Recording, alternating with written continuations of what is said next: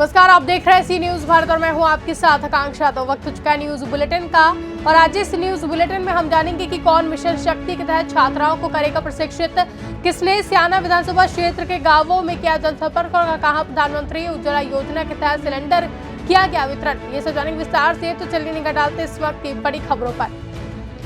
आज विभूति नारायण राजकीय कॉलेज में जिलाधिकारी आर.के. अखोरी द्वारा निर्देशित कार्यक्रम मिशन शक्ति के तहत सभी विद्यालयों में छात्राओं को स्व सुरक्षा तथा स्वावलंबी बनाने की मुहिम को लेकर डीएम सिंह गहरवार के मानव अकेडमी मार्शल आर्ट को जिम्मेदारी दी गई कि जिले भर के छात्राओं को निःशुल्क मिशन शक्ति की ट्रेनिंग दी जाए, जिसके लिए राष्ट्रीय कराटे चैंपियन आदर्श शुक्ला की नियुक्ति की गई, जिसकी शुरुआत ज्ञानपुर के VNGIC में हुई, जिसमें मुख्य अतिथि के रूप में युवा नेता डीएम सिंह गगवार ने छात्राओं को संबोधित किया। भदोई से सीनू संवाददाता आशुतोष की रिपोर्ट। आज भाजपा नेत्री अपर्णा सिंह त्रिपाठी ने सियाना विधानसभा क्षेत्र के गांव में जनसंपर्क किया। नरसेना गांव में जनसंपर्क करते हुए मीडिया से रूबरू हुई, जिससे खास मुलाकात की हमारे संवाददाता सचिन कुमार ने। अपर्णा सिंह त्रिपाठी ने बताया कि भाजपा सरकार अपने किए गए विकास कार्यों के दम पर पुनः सरकार बनाएगी। उन्होंने ये भी कहा कि पार्टी किसी भी प्रत्याशी को चुनावी मैदान में उतारे, हम सबको मिलकर साथ देना है। मुख्यमंत्री व प्रधानमंत्री की विभिन्न योजनाओं का बखान किया। कहा कि भाजपा में फिलहाल अपर्णा सिंह त्रिपाठी उत्तर प्रदेश कार्यकारिणी में महिला मोर्चा में सदस्य हैं, साथ ही वरिष्ठ समाज सेवी भी हैं।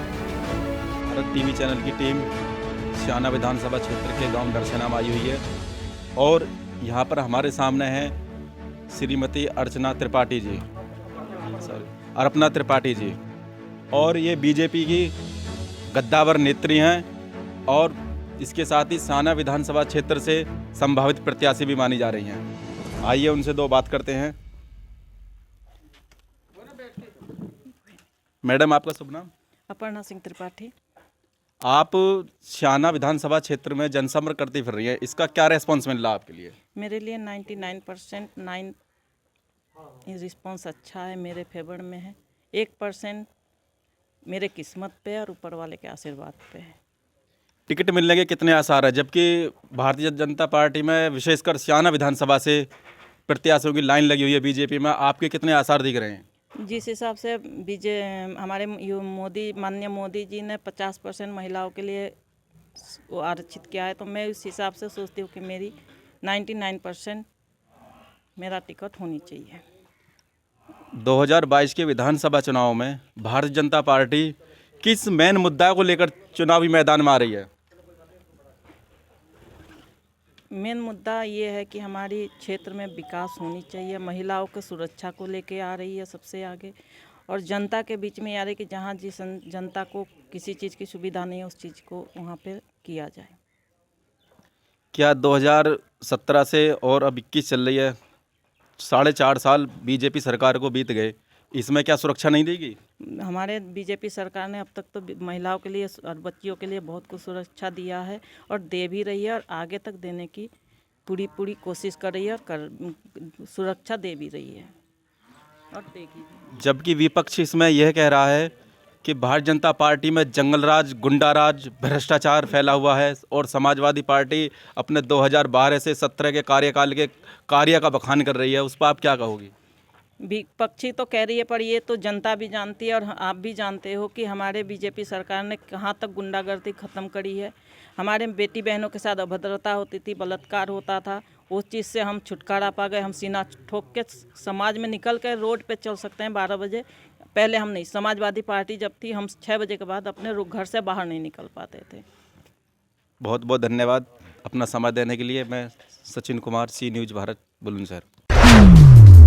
खबर सादात के मखदूमपुर से है, जहां मखदूमपुर में रविवार करीब 1 बजे नवनिर्वाचित ग्राम प्रधान मुजीब अहमद के द्वारा पूरे होते वादे कार्यक्रम का आयोजन किया गया, जिसमें ग्राम प्रधान मुजीब अहमद के द्वारा प्रधानमंत्री उज्ज्वला योजना के तहत लाभार्थियों को चूल्हा गैस समेत सिलाई मशीन, छाता वितरित किया गया। इस मौके पर मुख्य अतिथि व विशिष्ट अतिथि के रूप में आए अंकिता भारती के द्वारा दिव्यांग शौचालय का उद्घाटन किया गया। बता दें कि वर्तमान ग्राम प्रधान इससे पहले भी जब प्रधान नहीं थे तब भी इस तरह के कार्य करते थे। ग्राम प्रधान के द्वारा सिलाई मशीन, छाता, प्रधानमंत्री उज्ज्वला योजना के तहत चूल्हा सिलेंडर दिए जाने पर लाभार्थियों के चेहरे खुशी से खिल गए। सर, नाम क्या है? मेरा नाम अंकित भारती है।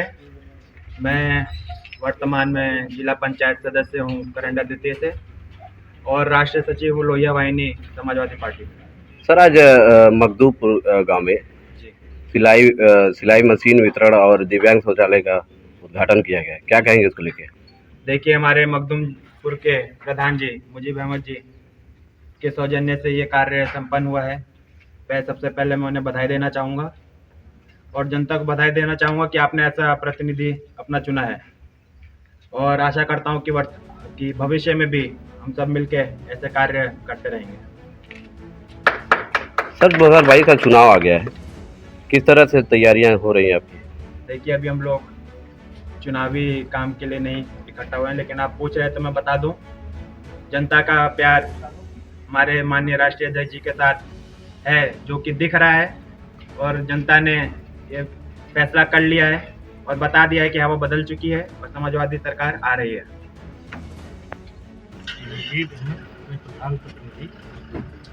सर आज सिलेंडर और सिलाई वितरण का कार्यक्रम किया गया, क्या कहेंगे इसको लेकर? जी, मेरा ये प्रयास है कि ज़्यादा से ज़्यादा सरकारी योजनाएं और जो मैं अपने स्तर से कर सकता हूँ, मेरा माध्यम जो है उससे मैं लोगों की मदद करीब 10-12 साल से कर रहा हूँ और आगे भी इंशाअल्लाह करता रहूँगा। ये पूरे होते वादे आपका हेडलाइन है, क्या कहेंगे इसको लेकर? हाँ, मैं जब चुनाव लड़ा था तो कुछ लोगों से, अपने ग्राम सभा के लोगों से ये वादा किया था कि भाई मेरे अंदर जो ये भावना है तो मैं अगर प्रधान जीत जाता हूँ तो मैं आप लोगों की किसी न किसी जो गरीब महिलाएँ हैं, लड़कियाँ हैं जो सिलाई कढ़ाई जानती हैं मगर वो मजबूर हैं कि वो सिलाई मशीन नहीं पा सकती, तो मैं उनकी मदद करके उनके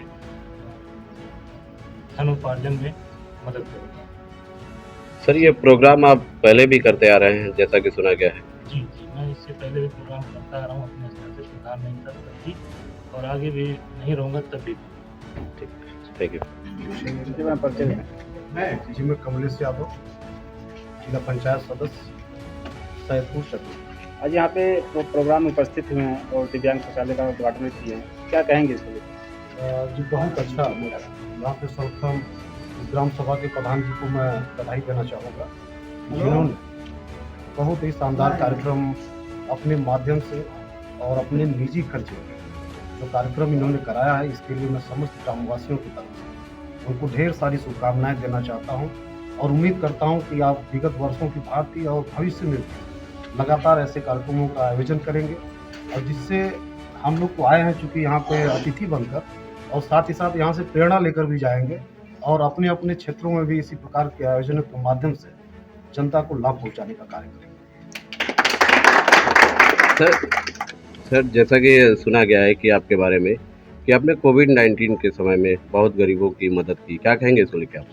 जी बिल्कुल, हम लोग चूँकि मेरे साथ साथ यहाँ उपस्थित सभी लोग, अंकित भारती जी ने भी बहुत अच्छा योगदान किया उस समय, सुनील यादव जी ये ऐसे नौजवान हैं कि जिनसे इस क्षेत्र के सभी लोग प्रेरणा भी लेते हैं और एक दूसरे का सहयोग भी करने का कार्य करते हैं। तो उस कोविड पीरियड में जितने भी लोग थे एक दूसरे से प्रेरित होकर, और हम लोग माननीय राष्ट्रीय अध्यक्ष अखिलेश यादव जी के भी माध्यमों से प्रेरित होकर उन्होंने चूँकि लगातार प्रेरित किया कि इस प्रकार के कार्यक्रमों से आप लोगों का भला करिए, समाज में जो भी दिन दुखिया वर्ग है जिनके पास सहायता नहीं पहुंच पा रही है, आप लोग अपने माध्यम से करिए। तो इस प्रकार से प्रेरित होकर एक दूसरे को देखते हुए हम लोगों ने समाज में वो कार्य किया। सर सराहनीय कार्य को लेकर ग्राम प्रधान को क्या कहेंगे आप? ढेर सारी शुभकामनाएं देता हूँ और जो ये दिव्यांग शौचालय जो आपने बनवाया है और क्योंकि ये सरकारी उपक्रम है और मैं उम्मीद करता हूँ कि जिस प्रकार से गाँव में जो शौचालय बने थे जिनकी बजट 12-12 हज़ार रुपये थी, ब्लॉक स्तर पे या सरकारी स्तर से जो भी बना था, तो मैं उम्मीद करूंगा कि उन शौचालयों की जो गति हुई है, जो हश्र हुआ है, वो न हो पाए और ऐसे कार्यक्रमों के माध्यम से प्रधान जी को उम्मीद कहूँगा कि आप प्रेरित करते रहिए लोगों को। आपने एक संदेश देने का काम किया और मैं पहले भी कह चुका हूँ कि ऐसे कार्यक्रमों से सबको प्रेरणा मिलती है। लोग आते तो जरूर हैं, आपका उत्साहवर्धन करेंगे, आपको शुभकामनाएं देंगे, लेकिन साथ साथ यहाँ से एक अच्छी सीख भी लेकर जाएंगे और इसके लिए मैं पुनः आपका आभार करता हूँ। गाजीपुर से सीनू संवाददाता हसन खान की रिपोर्ट। सड़क किनारे शव मिलने का मामला। सौरिक थाना क्षेत्र के जरियापुर का रहने वाला निकला व्यक्ति। पीड़ित परिजनों का आरोप, होटल मालिक ने पैसों के लेन देन में पीट कर मारा। पिटाई के चलते व्यक्ति की हुई मौत। मजदूरी के पैसे मांगने पर होटल मालिक ने की थी पिटाई। छिबरा मोड़ क्षेत्र के नेशनल हाईवे काशीराम कॉलोनी के पास मिला था व्यक्ति का शव। ये डेड बॉडी जो मिली है, कौन थे ये, क्या मामला है? ये यहाँ शाम काम करता है भरैया होटल, इनका भाई है। पैसा नहीं देता, शाम को आता है, शराब पी के मारा गुटी करता है। हर लेबर के साथ ये इसका धंधा गुप्ता है। ये लतीफ है, गाड़ी को वहीं बगल मकान है उनका। ये सब जो पड़ा मिला है, क्या लग रहा है, कैसे घटना हुई, कहाँ के रहने ये वाले? घटना राव वही हुई, मारा गुटी हुई है। अब वही हुआ, कोई है उसको डाल गया।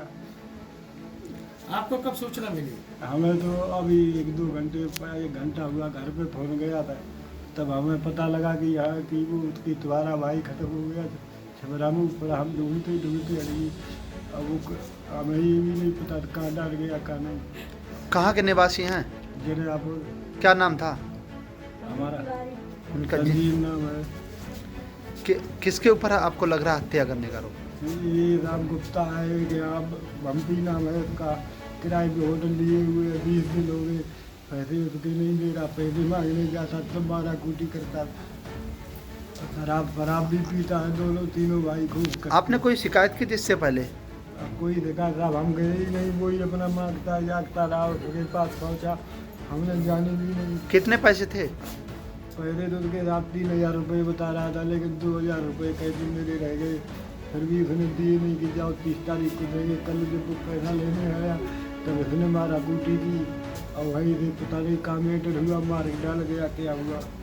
आरोप लग रहा है आपके ऊपर संजीव के ऊपर हत्या का। उनका कहना है परिजनों का कि आपने उनको मारपीट करके फेंक दिया है। नहीं भैया, इन पे 4 लोगों के सामने रुपया पैसा उनके थे हमारे ऊपर, तो उनसे हमने 30 तारीख को वादा करो। तो भैया अपने 30 तारीख कहियो, अपने ले जाइयो। कोई ज़्यादा रुपये ना आए थे, 1770 रुपये आते। 1700 उनके 70 रुपये हमने उनके शाम को दे। बेगुन से हमसे रुपया ले, मतलब चले गए। कहाँ वो कहाँ नहीं वो, इसकी तो हमें भैया कोई जानकारी ही नहीं। और फिर हमारे पास आदमी काम कर रहा हो तो, और फिर हम हलवाईगिरी मतलब वैसे काम करते हैं। और ऐसे अगर कारीगर के ऊपर हाथ रहें तो मेरे पास कौन काम करे।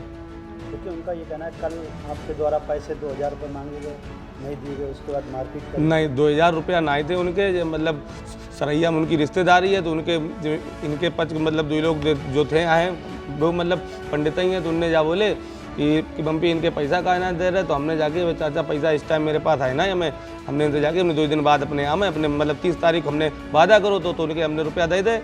उनके 1770 रुपया रहिए थे, तो हमने उनके रुपया दे दे। और सब हमने अकेले में ना थे, 4 लोगों के सामने थे, उन्हें रुपया ले अपने चले गए। फिर कहा वो कहा नहीं, वो हम नहीं बता। किस नाम से होटल है आपका? हम जो होटल श्याम रथ ढाबा। कब से? ये हम सब किराए पे लाए हैं, 3 महीना भाई हमें। जो होटल है राजीव चौबे आबाद विकास कॉलोनी। क्या लग रहा है आपके ऊपर जो हत्या का आरोप लगाया जा रहा है? दद्दा हमें कछु करो ही नहीं, मगर एक अगर पौराल छुआ हो तो कोई बात हो तो इतने खुद ही नशा मत है। उन्हें से कहा बात कर रहे हैं, खुद ही हमें भी गाली गलोच का भी तो मतलब बताओ हमारे रुपया दो भला। हमने भैया 2 मिनट तसल्ली करो, रुपया आई हैं पैसे तुम्हें दे दिए। और होटलों दुकानदारी भाई साहब की हती नहीं, जो उन्हें होटलों पैसे उठा के दे देते। कितने दिन काम किया? कन्नौज से सीनू संवाददाता महेश गौड़ की रिपोर्ट। सिलवानी कलेक्टर अरविंद कुमार दुबे तथा एसडीएम संघमित्रा बौद्ध के मार्गदर्शन में शनिवार को खाद्य एवं औषधि विभाग के अधिकारियों द्वारा सिलवानी नगर में संचालित मिष्ठान भंडारों एवं होटलों का अचानक निरीक्षण किया गया। इस दौरान अधिकारियों ने खाद्य पदार्थों के नमूने लिए, साथ ही दुकान संचालकों को समझाइश दी। होटलों, मिठाई दुकानों, अमानक और मिलावटी खाद्य पदार्थों का व्यापार करने वालों के विरुद्ध जांच कराकर कार्यवाही करने के निर्देश दिए।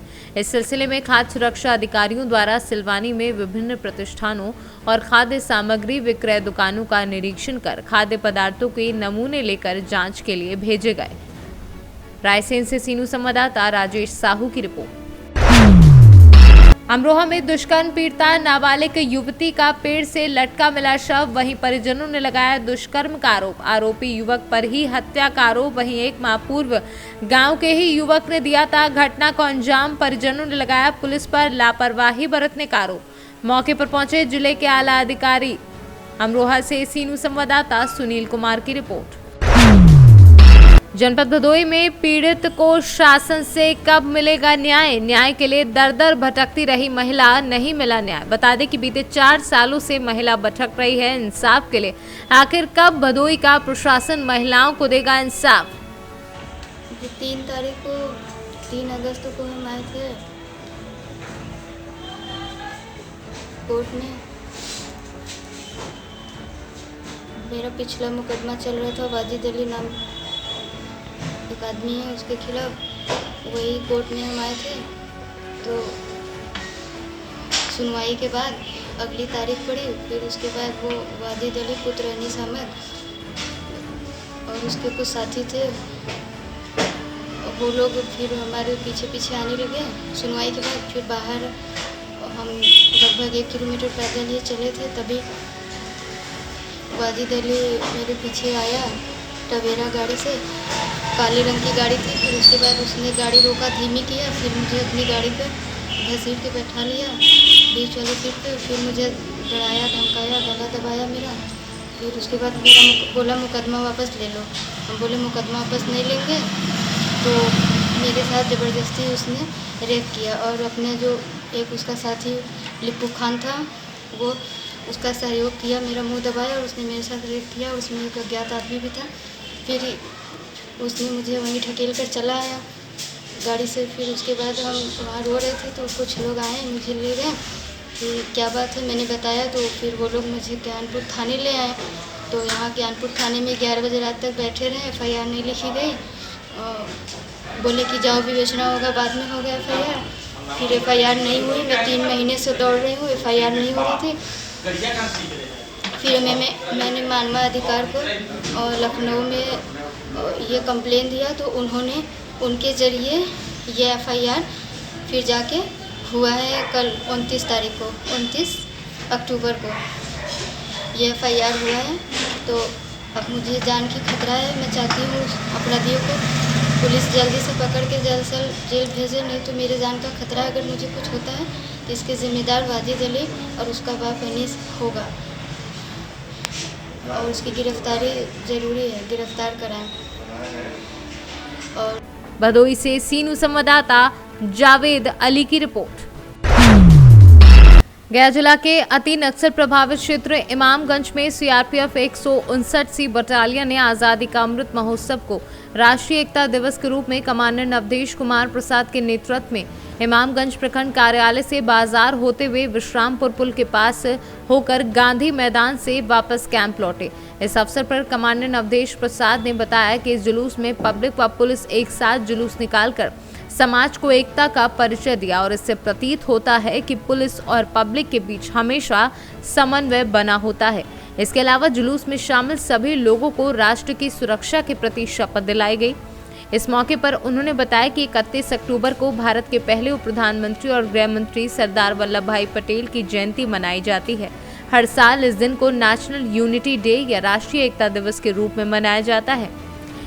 आज राष्ट्रीय सद्भावना दिवस के अवसर पर जो है राष्ट्रीय एकता का जो है हम लोगों ने जुलूस निकाला और ये संदेश देने की कोशिश की है कि वर्तमान समय में देश के अंदर जो है आंतरिक समस्या जो है, आंतरिक सुरक्षा की समस्या बहुत बढ़ती जा रही है। उसमें सभी व्यक्तियों को एकत्रित होकर ये प्रयास करना है कि हमारे देश में किसी भी प्रकार की इस प्रकार की कोई गतिविधि अपने लोगों द्वारा संचालित हो। आज के कौन कौन लोग शामिल हुए इसमें से? ये जो रैली हुई या जुलूस हुआ, इसमें जो है पुलिस और पब्लिक दोनों का जब तक समन्वय नहीं होगा तो इसका उद्देश्य जो है वो प्राप्त नहीं होगा। इसी के लिए पुलिस और पब्लिक दोनों का जो है सम्मिलित रूप से जो है वो निकाला। इससे क्या संदेश जाएगा समाज को? इससे समाज में ये संदेश जाएगा कि पुलिस जो है वो अपना जो तैनात है वो आप ही के लिए तैनात है और आप ही के बीच का है और आप ही के लिए है। तो आप अपना जो सहयोग है उसको सहयोग दें, जिससे कि जिस उद्देश्य के लिए पुलिस है वो उस उद्देश्य को प्राप्त कर सके और अपना देश आंतरिक किसी भी गतिविधि, गलत गतिविधि से बच सके और विश्व में सर्वोच्च स्थान पे हर क्षेत्र में पहुंच सके। ठीक है। गया से सीनू संवाददाता अशोक शर्मा की रिपोर्ट। राष्ट्रीय एकता दिवस के उपलक्ष्य में केंद्रीय गृह और सहकार मंत्री अमित शाह ने केवड़िया के पास एकता परेड ग्राउंड में उपस्थित जन समुदाय और समग्र देशवासियों को उद्बोधन करते हुए बताया कि आज के राष्ट्रीय एकता पर्व का विशेष महत्व इसलिए है कि इस साल देश की आज़ादी के 75वें वर्ष का उत्सव मनाया जा रहा है। ये परेड में शामिल हुए लश्करी, अर्ध लश्करी दल, तमाम राज्य के पुलिस जवान और परेड बैंड का प्रदर्शन करने वाले 2 स्कूलों के विद्यार्थियों की टीम सहित तमाम देशवासियों की आंखें सरदार साहब की महानता प्रतिबिंब दिखाई देने का विश्वास के साथ उन्होंने दावा किया था।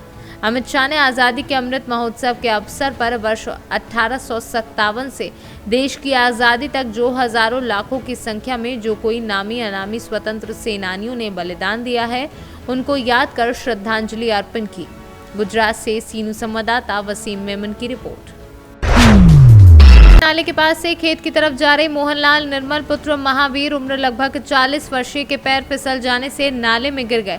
खेत के पास बकरी चरा रहे बच्चों ने मृतक के घर सूचना दी। ग्रामीणों की सहायता से युवक को बाहर निकाला गया, जिसकी मौके पर ही मौत हो गई।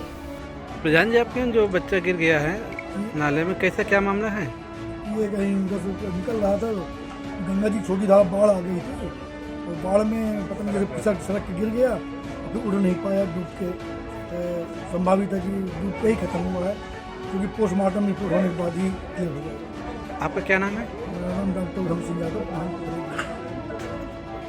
कौशाम्बी से सीनू संवाददाता सगीर अहमद की रिपोर्ट। फिलहाल के लिए बुलेटिन में बस इतना ही। देश और दुनिया की तमाम बड़ी खबरों के लिए बने रहे सी न्यूज़ भारत के साथ। हर खबर आपके साथ, आपके हाथ।